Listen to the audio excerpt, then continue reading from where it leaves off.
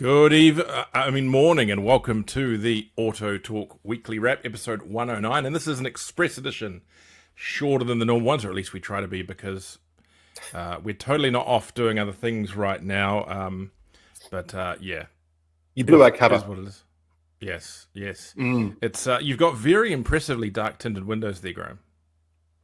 Then it's just very, very dark outside here in Henderson Valley right now, to be honest with you. It's about to rain. And there, are we talking Friday morning? No, it's Friday morning, remember? The tinted windows. Yes, that's right. No, I've got blinds. Great blinds, great tint to keep the very strong sunlight out. Yes. We're going to have two express editions in a row for the next couple of weeks, because next week I'll be coming live, hopefully, if I can get the timing right, from a very chilly Hangzhou in China. Hangzhou or Ningbo, one of the two. Don't have my hotel yet, so I'm not entirely sure. It will be. I think we're probably facing a high of about 11 or 12, and lows significantly lower. Going up there with a Chinese car brand that is imminently coming to New Zealand to hear about what they're up to and drive some of their cars on a track. So that'll be another fun. one. Is this a new one again, or I know you can't say who it is, but I can. It's Zika. We're going it with Zika. So okay. They've said they're coming here. We broke that in AutoTalk and EVs and Beyond recently, and Autocar. We've got Autocar now as well. So we're going up with them. Very, very short trip. Anyone who thinks that being a motoring rider is completely glamorous, it's like 36 hours on the ground for no, more than that, 48, about 55 hours on the ground. Right. Flying half around the world for that long, it is tough. I'm not claiming it's bad. I love this part of the job, but so that's what. Well, apparently, you could do that in New Zealand, because I did see that there were 4 Zikas sneaked onto the NZTA registrations the month of November in New Zealand. Yes, there are. They will be, of course, here for testing.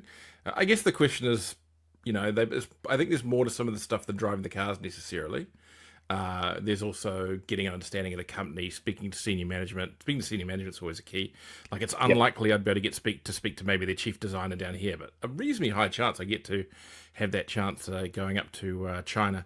And they don't see the Chinese brands anymore. Don't seem to hide their Chinese heritage. They're kind of proud of who they are and what they are, and they've got cities there that are pretty darn impressive and modern. So hey, why not go have a look? It'll be interesting. Yes, I'm going to meet up with a couple of English motoring riders that are based in China beforehand, and I'm going to go and have a bit of a quick drive around there first in a Zhuzhou Robo 07 or something like that, some crazy Chinese car as well. So, should be an interesting trip. You will, of course, I guess, for the next week be selling cars out of Croydon's. Yeah, I think that's pretty much the plan, actually. So, look, you go off and do your, whatever it is you're going to go and do, and represent us all well. And I'll hold the fort down here in sunny New Zealand. Good on you, Richard. I am setting myself up for one little thing, and that I'm missing my daughter's kindergarten graduation by doing this. And then I land back in Auckland on next Sunday at 6 a.m. I live an hour and a half to 2 hours from the airport. And we're having her birthday party at 10 a.m. So, you better hope that plane's not late, or else all your domestic credit has been evaporated. Air New Zealand, do me proud. Do me proud, Air New Zealand. Yes. The things the industry does for you. Exactly. Yes. Much else you're hearing out around there, Graham? Any goss on the ground? Yeah. How's things going? It's pants. I don't know. Everyone you talk to, I'm sort of waiting for the person to come in and say, you know what, Graham, we're doing all right now. Things are actually looking up, and the numbers are there, and people are coming in. And no, we're not hearing any of those stories at all. And it doesn't mean that we talk to our finance people or our insurance people or other dealers that we know or anyone else, but we're not hearing a lot of really good stories. Funny enough, the sort of the hotbed of West Auckland where I am, there's actually a lot of dealers in that area now, and some more moving in shortly too. We're about to get a couple of new neighbours, and so it's become this little nuclei, if you like, of car dealing out west. And I do know there are little pockets that are doing well or better than most, but a lot of that's dependent on sale pricing, special deals, that sort of stuff. I think the Nissan guys around the corner have run out of Leafs. I saw once again that I think the mighty Leaf purge, as it were, is finished. No more Leafs. But I imagine they had a fairly good traffic through there for a while. So it depends what you're doing. I mean, if you've got a product you just absolutely have to shift and you're putting out, as we called it, liquidation prices, then you get people coming into the dealership. Are you going to make any money out of it? Well, that's an entirely different story. But, overall, it hasn't been a great few weeks in the trade, I don't think. And the numbers seem to be that as well. With the electric vehicles, I do think we are starting to come to the end of the stock clearance. I think they are getting lower. I was out at a holding yard in Manukau the other day, and certainly the fields of certain models that used to be there don't seem to be there anymore. They could have been shuffled to some of the darker crevices, but that stuff seems to be coming down. Even if we look at the months with the stats, the Mustang Mach-E was the best-selling EV again. They didn't have that many months worth of it to go to sell, so perhaps that's starting to come to an end. And yeah, it's going to be interesting to see what 2025 brings. Of course, we've just seen a cut to the OCR, which we discussed last week. Will that ultimately mean that people are a little more confident about, maybe going and putting something on tick? Will we get a little bit of a bump, albeit it'll kind of be smoothed out seasonally, of the old need of a new vehicle to take the family away over Christmas? That's going to be an interesting one to see as well. I'm sure that you guys are hoping for a little bit of that coming through. But that's also the kind of business that's usually also planned for and spent and is up against costs as well. So, it's one of the interesting things about these sale numbers coming on through right now. I'm talking about the new sector here primarily, is how much of that is advanced purchasing, that people weren't necessarily going to purchase that particular vehicle, but the deal was just too good to leave behind. And all that does, it skews the data going into 2025, where you've got buyers that you would have seen in the market in February, March, April, that thought, wow, what the hell? I just can't resist that sort of pricing. But we're not going to see them back in the market again in 25 either. There are some ripper deals out there on new vehicles right now. There really are. But you've got to say that it isn't creating any extra buyers. It's just bringing buyers forward, perhaps, that we're not going to be in the market until next year. Yeah. I mean, aside from the EV price we've seen lately, I saw someone posting the other day that they were running around in a brand new Nissan X-Trail 7-seater, well under $50,000 for a reasonably high spec. That's good. That's the kind of stuff that appeals to a lot of people. But yeah, I still have a lot of confidence that next year is going to be strong, and I think a lot of other businesses do too. We're in the final throes of putting together our offering for AutoTalk Live for 2024. We mentioned that last week, and we have a fantastic group of businesses and sponsors who support that event. And they've rushed in this year, which says to me that they think that things are going to turn around. We're largely sold out on sponsorships, and about halfway through the table sales before we've even announced or taken off expressions of interest the event. So I'm starting to feel a little more positivity than I was feeling last month. People are still feeling it at the moment. They're still feeling hard at the moment. It's still not good yet. It's still bad, very, very bad. But I think people are starting to go from, God damn, we hope it's going to be good next year, to, God damn, I hope it's going to be good next year, but I've actually got a slight inkling that might be what it's going to be. Yeah, exactly. And just to be clear, good is in context. Like, I don't know, maybe next year will be, rather than this year at the moment, it's running at what, depending on the segment, 20-something% down on last year. Well, maybe next year it'll be 10% down on the year before. So, as opposed to being 20% down. So we'll see. And don't forget, we're all still, we remember what it was like to have the sugar rush of the post-COVID boom. And an awful lot of the trade, I think, particularly those that jumped into the latter part of things that perhaps were new to the industry, and they figured that's just how it was going to be. Here's the new normal. Woohoo! It was raining sales. You were having people queued up outside saying, next, taking order number 174. And it's just not going to be like that again. That was a really unusual time that will hopefully, to be fair, even though commercially speaking it was great. But I don't think we'll ever see that again, hopefully in our lifetime, because the overlying issues that cause that, I hope we never see that again either. And of course, here we are now. We are living the result of that. Later into 2025, we are going to start seeing the benefit of getting to kind of 3 years from the beginning of that sugar rush, though. In that there's going to be fleets that are having to be that are going to start getting rolled over at 3 years. Leases the end. People who, so many people who buy imports and used cars will do the whole finance it, run it for 3 years till the finance is near the end, then replace it. And hopefully that business will start to come back, because a lot of it, I think, was deferred or just missing because of that sugar rush this year. And I actually think that's a part of the downturn in the market this year that's been often overlooked.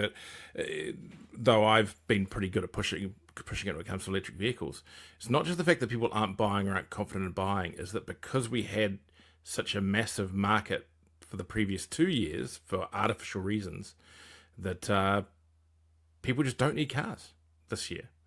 No. The shortest cycle anyone is on is in a 3-year cycle, realistically, of any great volume. And this is it's the year where it doesn't overlap. So we'll see. I'm noticing in the EV groups, a lot more people talking about going to their second EV or going into change, upgrade.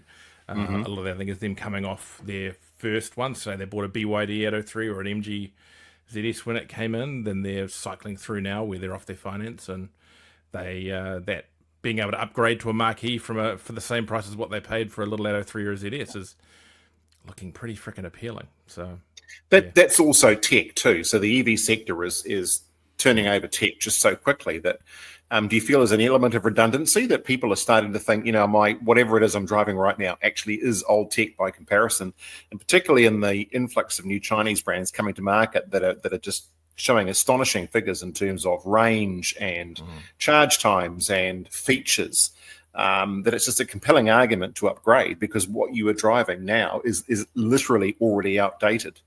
Yeah, yes and no. I'm not sure the stuff that's on special now is anything great in regards to tech, and that's actually why it's being disposed of.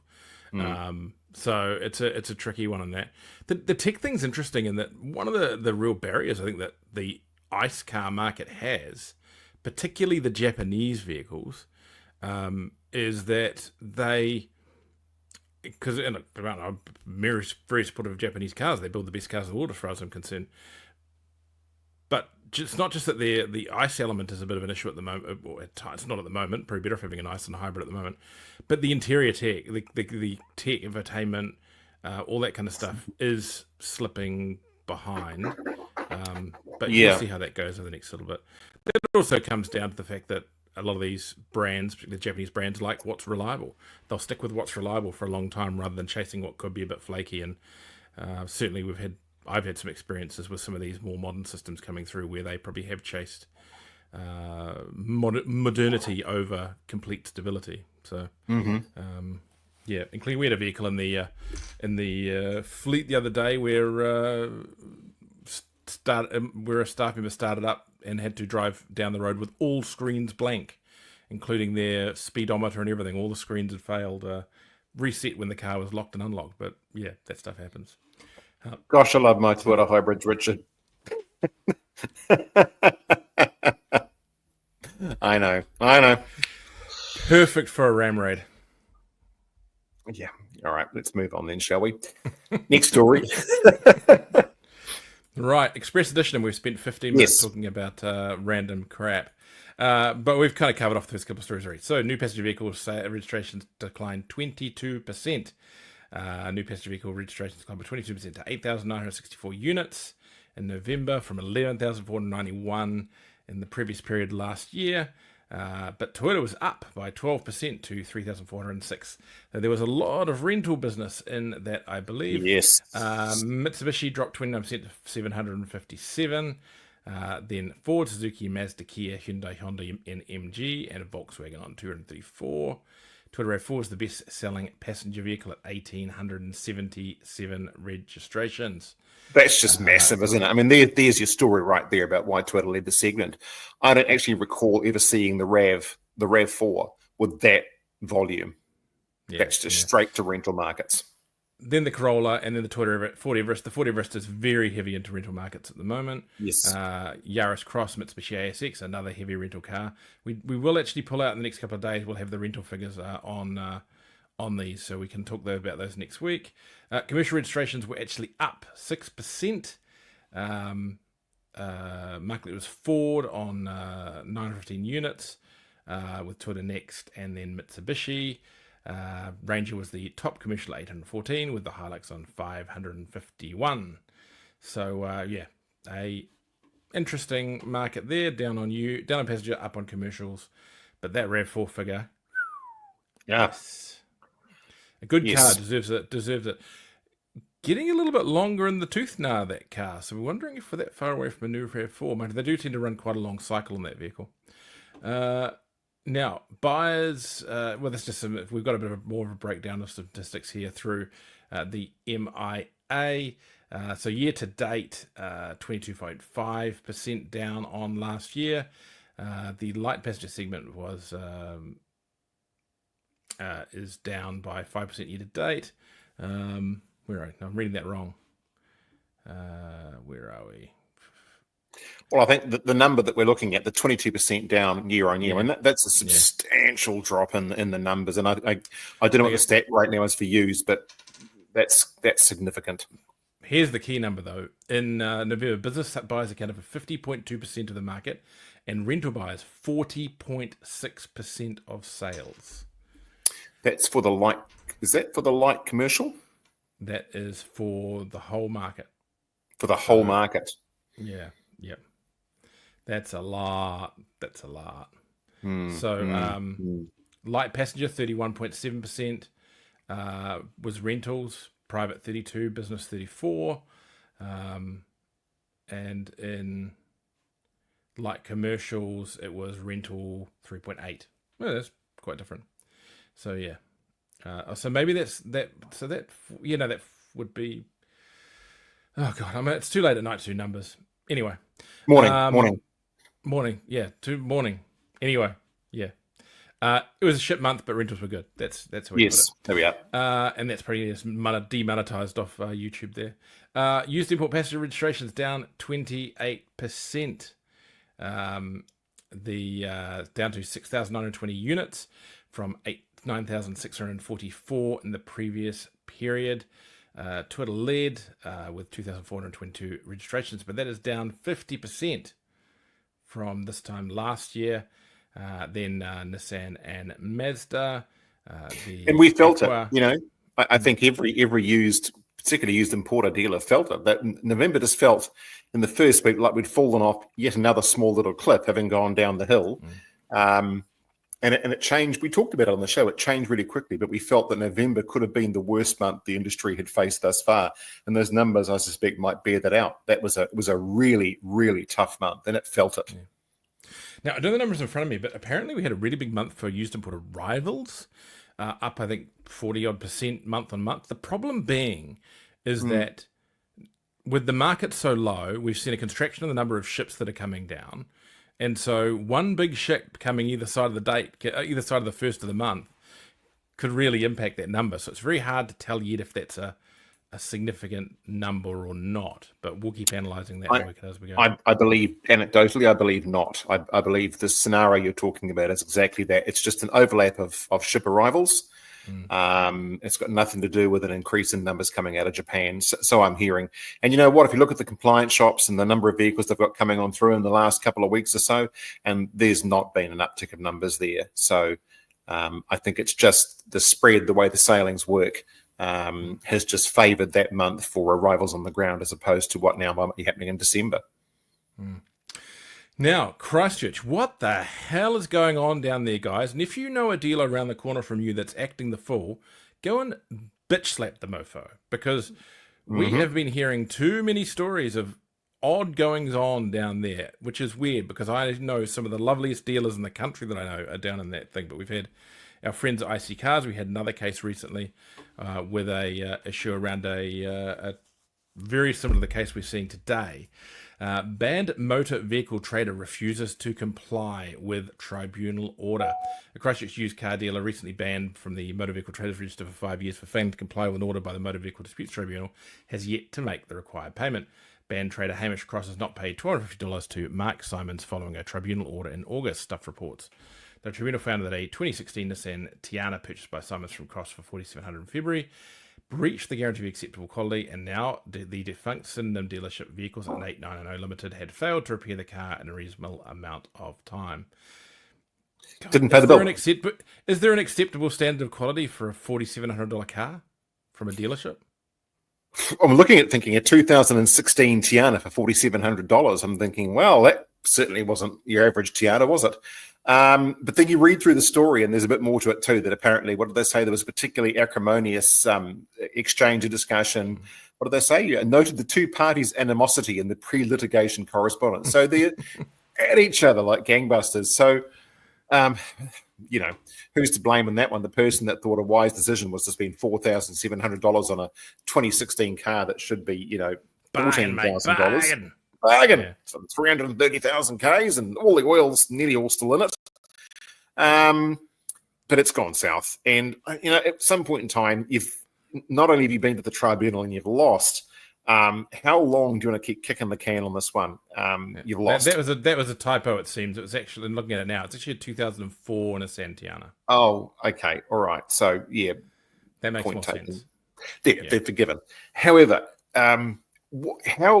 what's going through your mind thinking that you're not going to make that payment, whether you feel wronged or not? And I get it. I mean, some traders talk about stories they feel that the tribunal has not ruled fairly in their favor. They feel like the ruling was unjust. They feel like information was withheld. But I'm not sure, once the appeal process has gone through, what can you do? You're not gaining anything by withholding that payment, as much as it must be a bitter pill to pay. I don't know the details of this particular ruling. I can't make a judgment call on that. But there comes a point where you just got to put your big boy pants on and write the check out and get it out of your life. Move on. Do something else. Yeah. Now, interestingly, Mr. Cross previously managed another dealership, was involved with. I'll be careful in choosing my words here in regards to the, sometimes these things can be delicate. But he managed a car yard in Christchurch that went bunk, leaving buyers and creditors in the lurch. Can you guess what the name of that dealership was? The name of the current dealership is, or the one that's recently become an issue, was Vehicles Under 8990. Would you like to know the name of the old dealership? Vehicles Under 990? Cars Under 7990. Well, that's inflation for you, isn't it? Moving up in the world. Moving up in the world. No. Yeah. Government Christchurch, guys, we love you, Christchurch. We really do. We do. Except Dave Boot. Dave Boot. Just Dave Boot is Dave Boot. Anyway. Get a new T-shirt printer. Yeah. Government seeks input on modernising RUC. The Ministry of Transport issued a request for information, inviting input on the development of retail services for a reformed road user charges system, which will include light petrol vehicles. The RFI, which opened on November 15 and closes on December 12, is part of the government's plan to transition all vehicles into the RUC system, with the shift expected to begin in 2027. The government is interested in the development of retail services that would provide a modern, easy-to-use way for people to pay for their road user charges, an alternative the current largely manual payment system. So what they're saying is, do you do digital RUC? Do you want to get in on this? If you have a RUC system, or you have a system for people to record and purchase RUC, looking at you, eRoad, Navman, all those guys out there, New Zealand's right the way of technology. Clearly, this was aimed at you, and I'm sure you've put your bid in by now. New Zealand's really good at that stuff. We just don't necessarily use it as much as we should. Well, I was going to say the second issue is that, like a lot of things, we're just not particularly good at complying with these things either. And I've maintained that all the way through. As much as you hate, RUC doesn't really matter. Implementation of all these things seems to be our worst ability here. Our warrant of fitness system, our registration system, our deregistered car system, all these different systems we have in play, and yet we can't seem to manage the most basic fundamentals of those. And again, I live in a or work in a lower socioeconomic demographic. A lot of older cars, a lot of cars that running around that are perhaps not as legal as they should be. And it would cause pretty much a revolt in West Auckland if those systems were updated to force people to comply.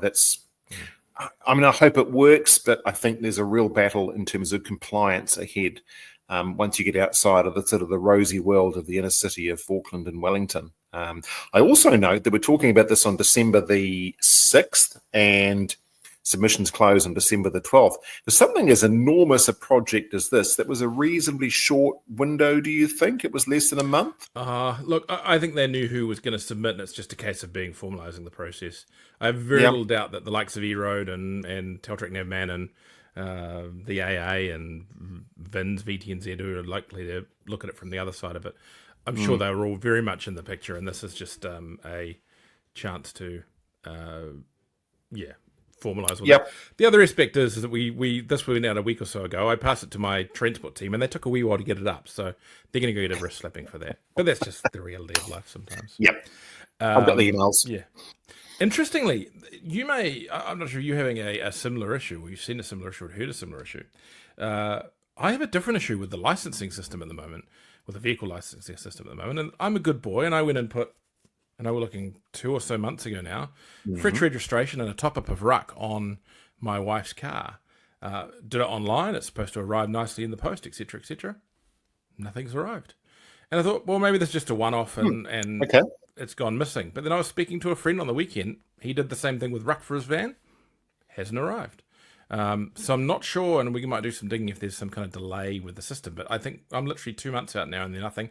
I'm going in for a manual reprint, which I think will cost me a couple of bucks. But not concerning if that is the issue. Case. I don't know. I've had no issue. We've done 2 vehicles online, and the rest of my vehicles I do manually. I rock up to the testing station. But the 2 ones we did online, that wasn't a problem. They turned up. Both of them were just registration, not ruck, but there wasn't really any sort of time delay at all. And I haven't heard any stories about delayed labels either, Richard. I've got to say, I haven't. That's a new one on me. Maybe we have a local postie with a fetish for label paper. Yeah, maybe. You never know. Yeah. Onlycars.co.nz launching dealers a new alternative. The vehicle listing platform Onlycars.co.nz officially launched on December 2, providing New Zealand carders and buyers with a fresh alternative in the automotive market. Designed with industry professionals' input, the platform simplifies vehicle buying and selling while addressing key dealer priorities. General Manager Todd Fuller highlighted the deliberate planning behind the platform's development and launch. We put a lot of effort into the timing and technology for our marketing. It's been about ensuring we deliver what the industry needs. At launch, Only Cars features more than 11,000 listings, with additional cars arriving daily. While competitors like Travi and AutoTalk boast higher volumes, Fuller emphasises that Only Cars prioritises quality and dealer leads over sheer quantity. They claim one of their stand-up features is they promise to direct 100% of dealer finance leads to dealerships, departure from other platforms that partner with external finance companies or brokers. This was a deliberate decision based on dealer feedback. Fuller says it's exactly what the industry asked for. They have a fairly simple pricing structure. I'm sure you've been through it by now, Graham. I know you mentioned before that it was, there's been a bit of a gap between them making their kind of initial announcements, getting to market. I guess good to see them here now. I worry slightly for them that I feel like things have changed a little since those earlier stages. Yeah. I think so too. I think that, and don't forget, when we first started talking about Only Cars coming to the marketplace here, and the resurgence of AutoTrader came on the back of what we sort of saw as a feared dealer revolt against TradeMe, so to speak, and TradeMe's pricing adjustments and new plans they put in place. And to a large extent, I think that's not so much been forgotten about. Let's face it, we're still paying the bills, but the heat's gone out of that particular argument. And in the meantime, AutoTrader's launched or relaunched itself. There's changes there as well. And now, let's face it, we're on the middle of December the 6th. Everyone's busily shutting down their marketing and their teams and their bits and pieces for the summer season and sort of planning on getting back out again until later in January, February. So it's not a great time to be thinking about new marketing initiatives here at the beginning of December. I think the timing is, I'd say, unfortunate. I'm sure there's good planning gone into it, but we're not certainly looking at doing very much now until well into the new year. There's one thing I've had a bit of a browse through the website. I'll put it up on the screen now. One of the things I do like of pulling this now, but I did notice it before, is that outside of the basic search parameter stuff, which is fine, they cut straight to cities and regions, and I actually think that's quite a smart move. In that I know it can be frustrating looking up on any kind of online shopping site and trying to get stuff that's actually near you. So if you can filter that straight off the bat, then I think that's actually quite handy. Yeah, that is. Nice looking, clean website. Nice to not be competing with other stuff. But yeah, the question remains as to whether they will be able to pull in the kind of big money, the big volumes. And I get what they're saying in regards to going high quality, and that's certainly a valid argument as well. Well, look, you can sell your car. So yes. There you go. Put your car up in the market there now, Richard. But again, we talk about volume, but let's not forget the most important thing: the buyers. The buyers go where the volume is, and whether it's quality leads or not, the people will go where they feel that the number of vehicles they can view is greatest, and that's always been Trade Me's advantage. It can boast to have the maximum number of vehicles for sale in New Zealand at one place at once. You know, want to buy an Aqua? Somehow Auto Trader seems to be getting closer and closer on that number. So yeah, you're gonna have to watch that space. Yeah, interesting. Anyway, very nice looking website, and obviously most dealers by now would have had the very enthusiastic Todd Fuller knocking on their door to talk to them about it. So yeah, right. And we love choice. We were bitching about a lack of choice for so long in the marketplace, and here we got choice in front of us, right in front of us. And so it is upon us as a dealer industry to let these things work or fail. Yeah, exactly. I think any dealer out there who's complained, and many have, about perceiving Trade Me as a monopoly, if you aren't paying for one of these other services, then you are probably part of the problem. Just saying. Just saying. Yeah. Right. Speaking of problems, ANCAP says OEMs must do better, as their latest round of safety ratings has seen a couple of not ideal results. So ANCAP has announced safety ratings for 8 new vehicles with three marks debuting locally. The Lexus LBX and Volvo EX30 got 5-star, as did the Hyundai Santa Fe. And then also the recently introduced Leapmotor C10, the Zeekr X, and the Xpeng G6. Though 2 latter cars are not officially launched in New Zealand, but of course launched in Australia, have got 5-star ANCAP safety ratings.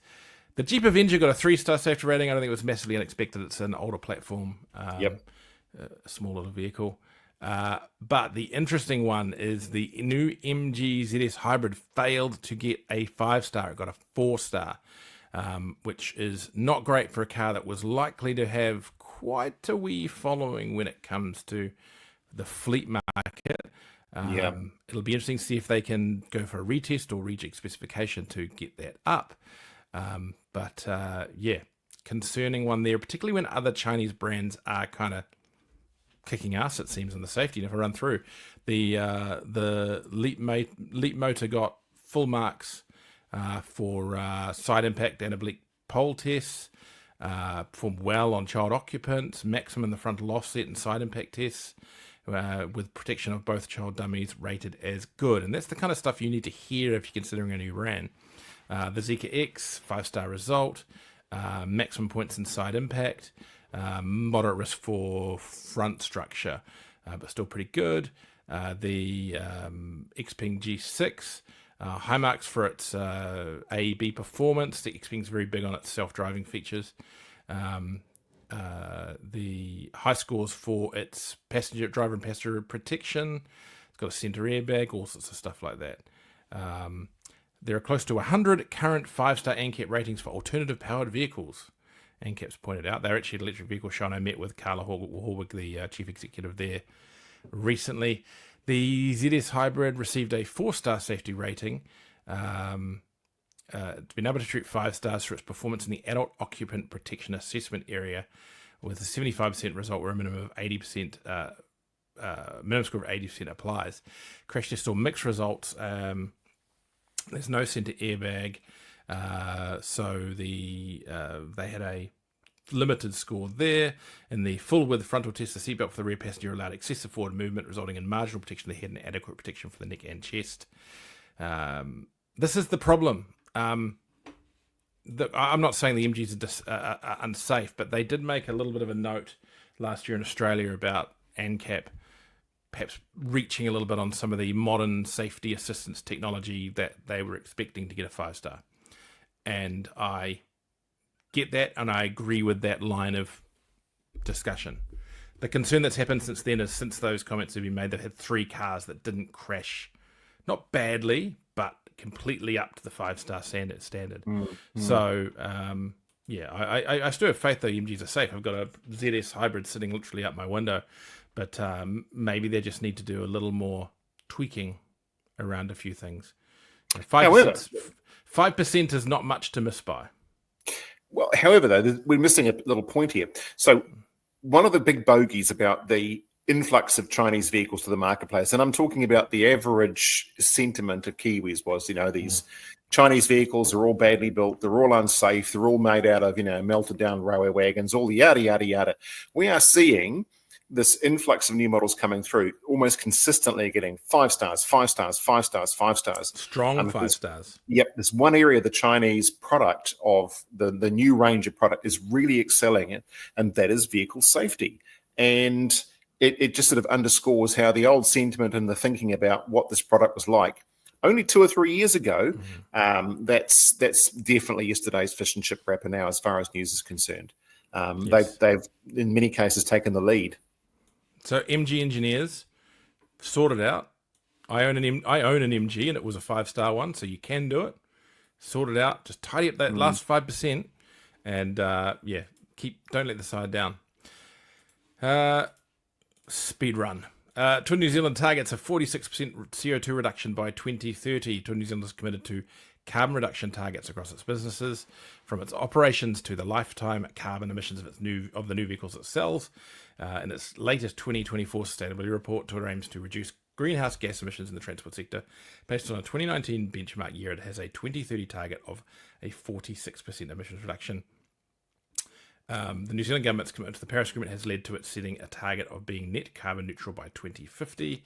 Twitter New Zealand acting chief executive Tatsuya Ishikawa says the company is committed to decarbonising New Zealand by offering sustainable products and services.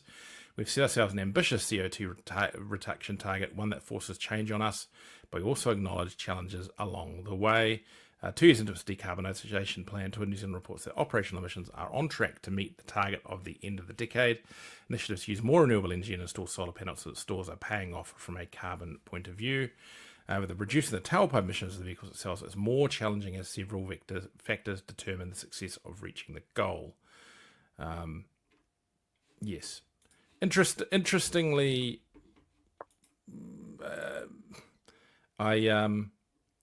it was broadly discussed that while they're talking all that, Twitter New Zealand was one of the companies that has been named in the media as certainly pushing for the end of the clean car, of the reduction in targets for the clean car standard. That was broadly discussed in the media.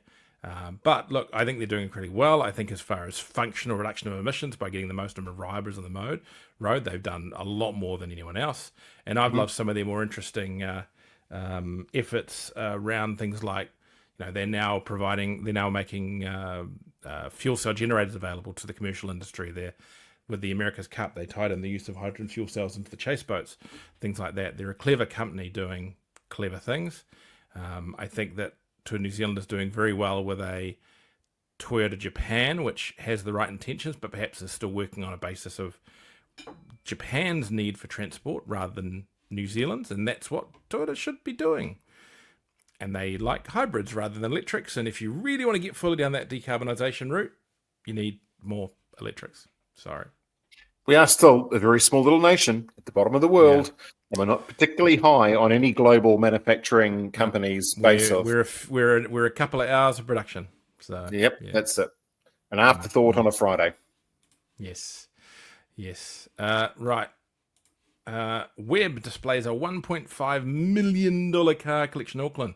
So 2 auction cars. Webb's 2 Ferraris. Showcasing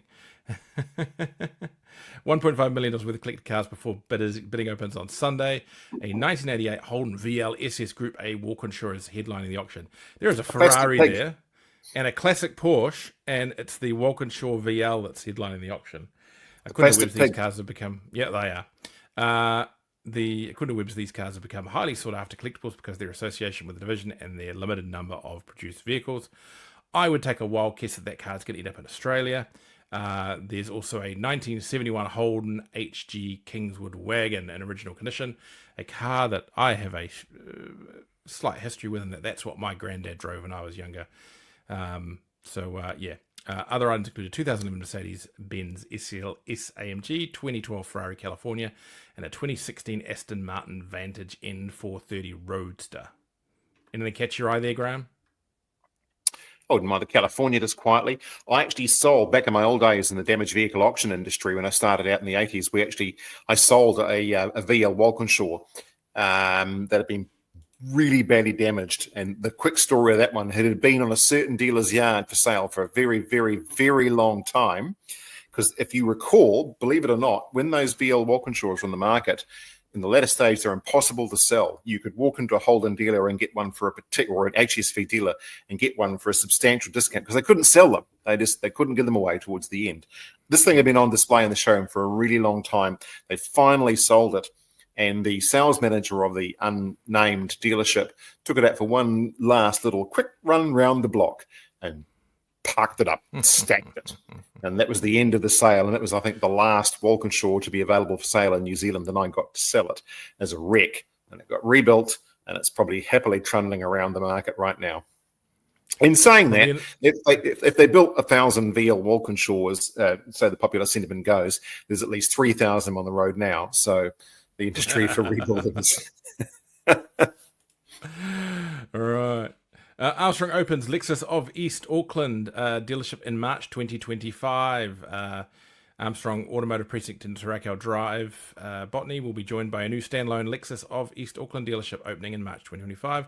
The establishment of Lexus of East Auckland is an exciting development in the growth of the Lexus brand and experience in New Zealand, provides an important opportunity for customers in East and South Auckland. It's the first time the Armstrong Group sold the brand. Armstrong separately represents 16 other brands. Well, they've got quite a few now. They distribute a couple themselves, of course. 600 metre square showroom, 7,000 square metre site. The focus on guest hospitality, or what Lexus calls omotenashi. It's a core part of the program. Full parts and service and a full service tyre centre. And Armstrong's got a really good panel shop out there too that I've been through. It's very impressive. So another yard for Lexus. They don't seem to be selling massive volumes of cars, but you can see from what they're doing with Lexus that they're very much investing in the future with that brand. They might not be moving many now. They're expecting to soon. MTF delivers a resilient performance in a turbulent economy. MTF has released its 2024 annual report, demonstrating the strength of its business model in navigating a turbulent economic environment. The business delivered another record year, building on a very strong financial year 2023. Financial year 2023 showcased our potential in favourable conditions. 2024 demonstrated our resilience against headwinds. Despite economic challenges, the company and our originators performed extremely well, MTF board chair Mark Darrow says. I think he's actually the chair of Armstrong's as well. So, interesting time there. Finance receivables were up by 10% to $1.1 billion. Total earnings increased by 7% to $91.6 billion. Gross revenue of $175.1, up 27%. And a customer base growing from 63,500 to 71,000 customers. Combination of underlying profit and originated earnings surpassed $100 million for the first time. Now, the important thing about that is, who are the originators, Graham? What, MTF? Go on, enlighten me. Dealers. They're dealer originators.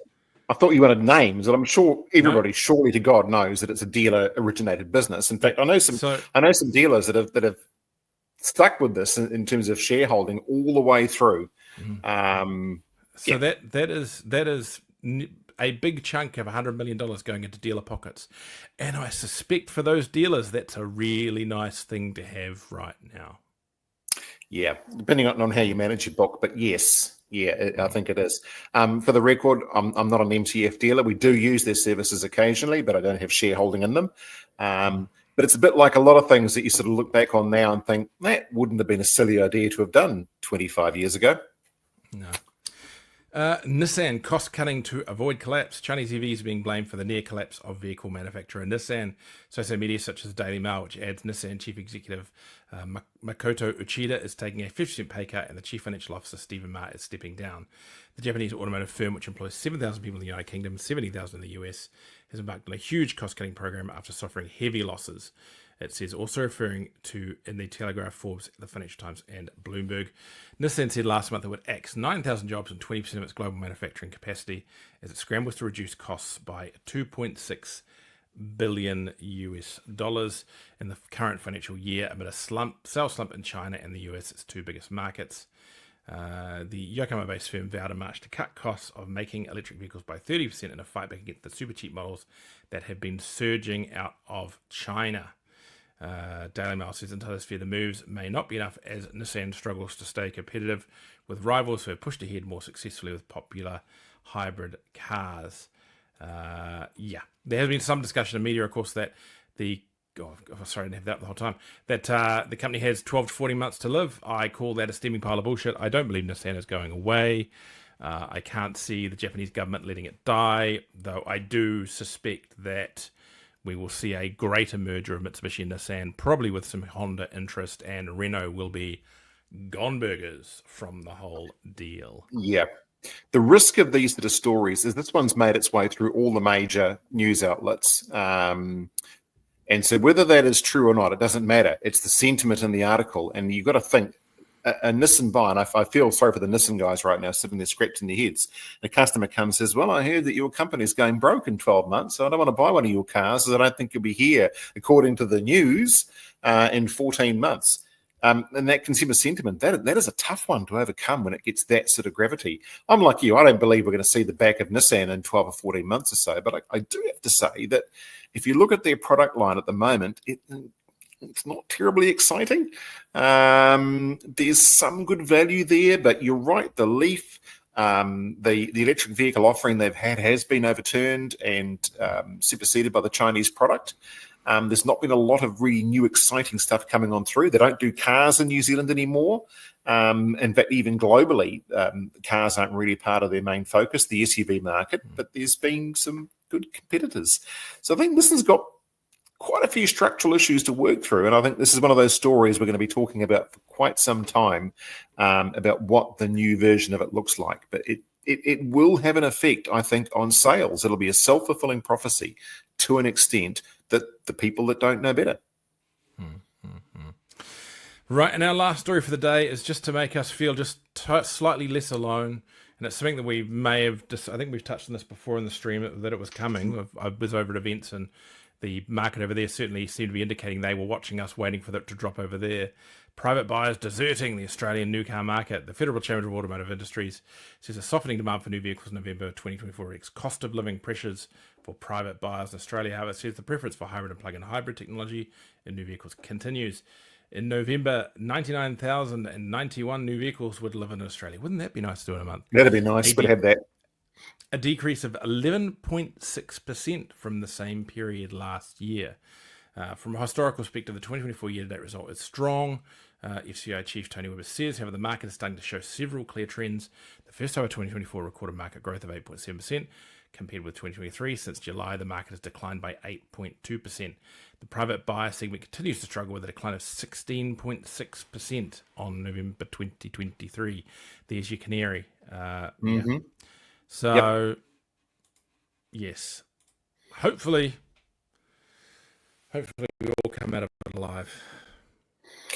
And again, for the Chinese entrants coming into the marketplace with price-sensitive product, honestly, they couldn't be in the market at a better time in some respects, because the market is increasingly looking at cost-effective ways of finding solutions to its new car buying. And that's where the Chinese brand's been offering a really good value at those price points when the consumers start looking not so much at not buying, but looking downwards in terms of what they're going to end up spending. That's where the value is currently being.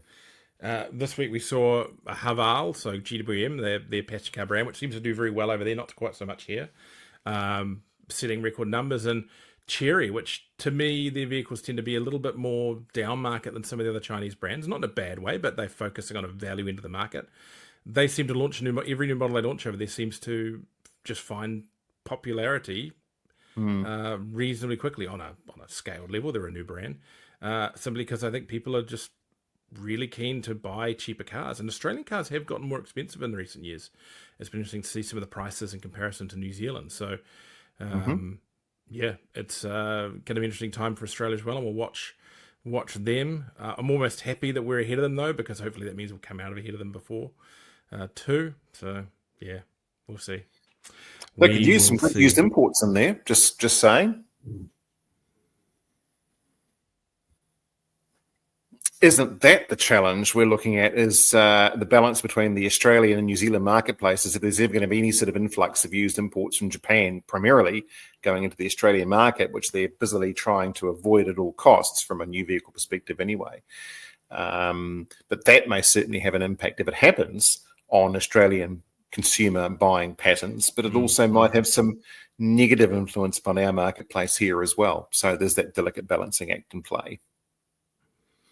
A delicate balance that no doubt Via and Aimvia, that you have something to do with, and the various used car supply chain companies will be watching very carefully.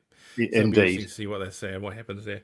Anyway, nothing like a 51 freaking minute Express edition, Graham. What do we do? That was Express. We're under an hour, aren't we? That's pretty good, I reckon. Yeah. Apart from the earthquake going on, that was my cat bouncing on the chair behind me and causing the screen to wobble. That's what that was. I brought my cat to work. So, yeah. Yes.